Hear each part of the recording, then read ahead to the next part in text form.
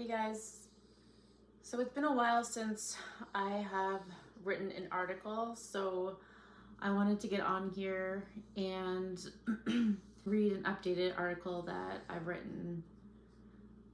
So this one's called The Neuroscience of High Control Religion, Obedience, Fracture, and the Making of Pathological Minds.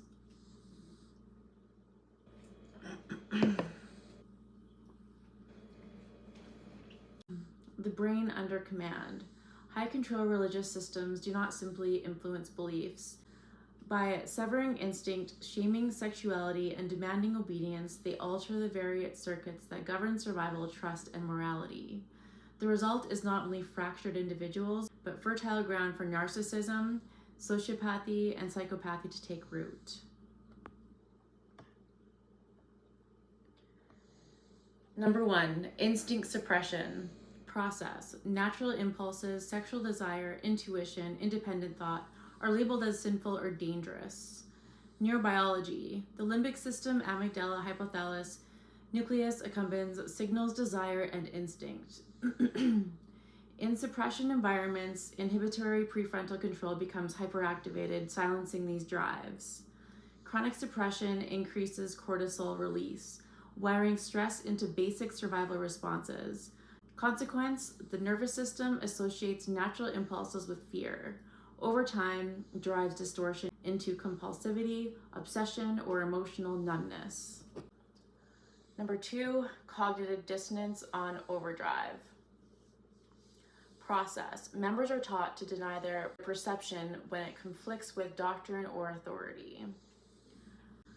Neurobiology. The anterior cingulate cortex, which detect conflict, becomes chronically engaged.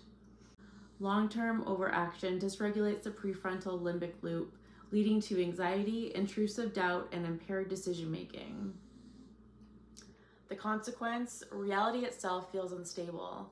Members learn to mistrust their own senses and defer to authority, producing deep dependence.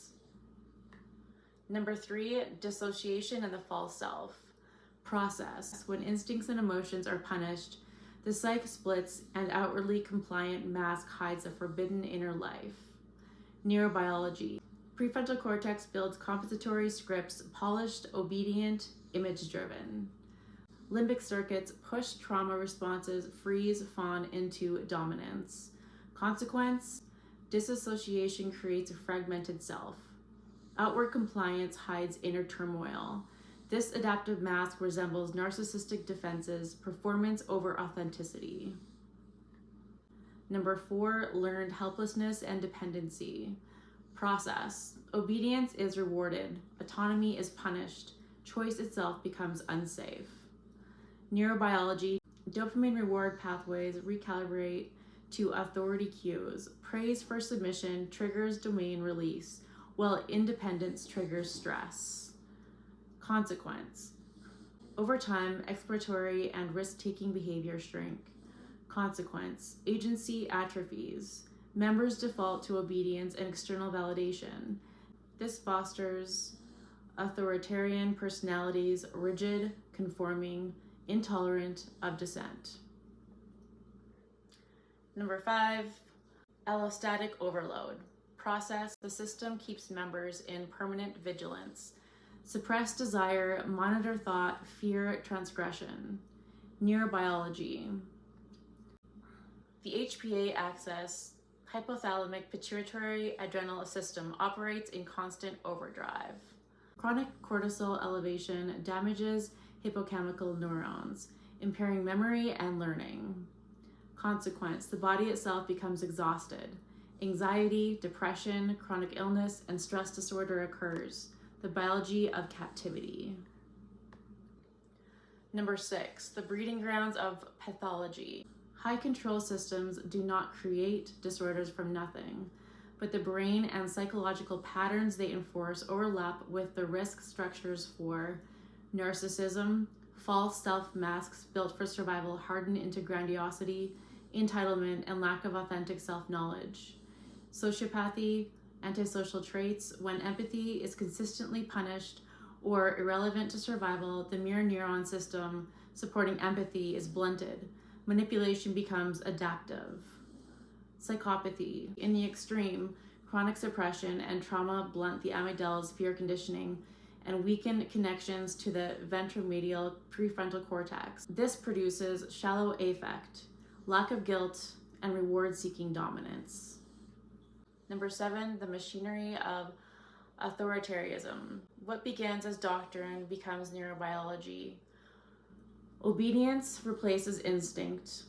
Image replaces truth. Loyalty replaces empathy. By punishing authenticity and rewarding submission, high control churches turn survival into pathology.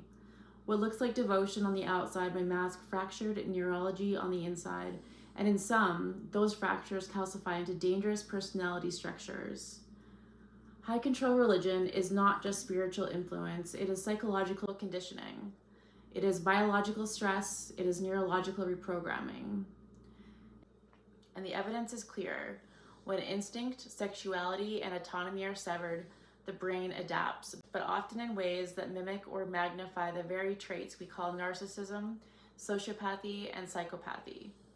Not because people are born broken, but because systems of control demand fracture and the brain, under siege, obeys.